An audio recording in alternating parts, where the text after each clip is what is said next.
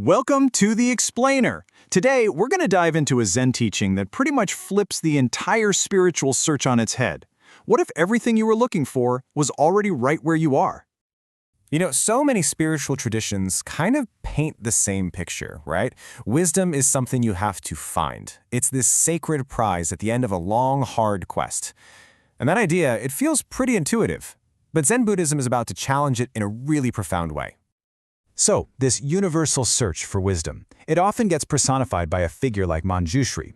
In Buddhism, he's the bodhisattva of great wisdom.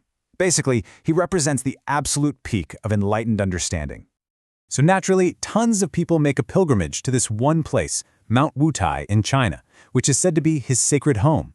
The hope is, maybe you'll encounter this embodiment of perfect wisdom. It seems totally logical. If you want to find a sacred being, you go to a sacred place.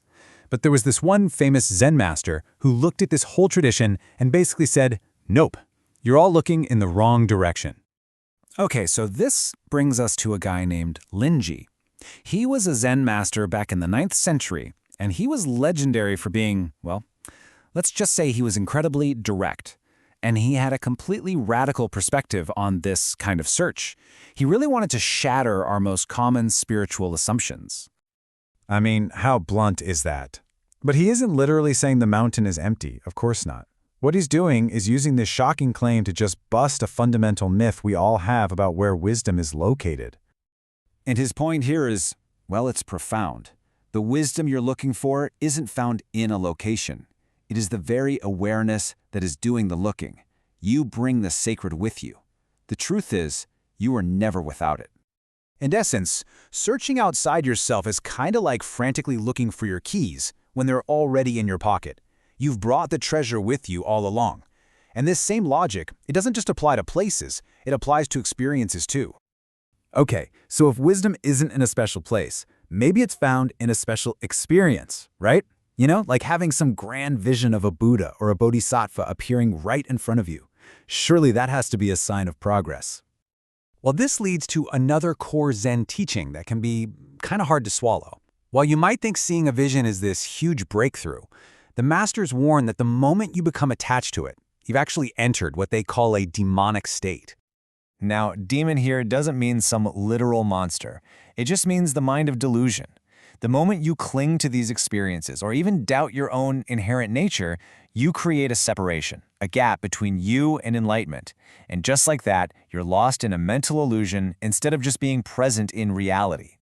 So after tearing down these really common myths about finding wisdom in a special place or in a special experience, Linji delivers the core, stunning revelation of this teaching and is meant to stop the seeking mind completely. This right here, this is the whole point. And it's not a metaphor. He's pointing directly at you, at the fundamental awareness that is processing this very moment. He's saying that is the living wisdom you've been looking for all along. It's not your physical body, and it's not your fleeting thoughts. It's the fundamental, vivid awareness that just animates it all. That is what Linji is pointing to. It's the simple, immediate fact of your own presence, right here, right now. There's a classic Zen analogy they use to explain this. Think of your true mind like a perfect mirror. It reflects everything that comes before it, joy, sadness, sight, sound, you name it. But the mirror itself, it's never stained or changed by the reflections. It remains fundamentally pure and clear. So, what's the goal of realizing this incredible truth? It's not just to have a nice thought. It is to actually become what the masters call a daejongbu. A daejongbu is basically someone who stands on their own 2 feet. Spiritually speaking. Think of it as radical self-reliance. They're no longer fooled by external praise or criticism or by their own internal dramas because they've learned to trust the true master that's already within. Linji uses this really powerful analogy. He says that a weak, wavering mind, one that's always seeking validation outside of itself, that's like a broken vessel. It just can't contain this profound truth. You have to cultivate a mind that is stable, self-reliant, and whole. So ultimately, this isn't just some abstract philosophy. It's a practical guide to living with freedom and authenticity. It's about becoming the host of your own life, not just a guest who gets tossed about by whatever happens. So this ancient teaching doesn't just give us answers. It leaves us with a final, really provocative question that brings everything right back to this exact moment. What is this living awareness, the master inside you doing right now? Thanks for joining us on The Explainer.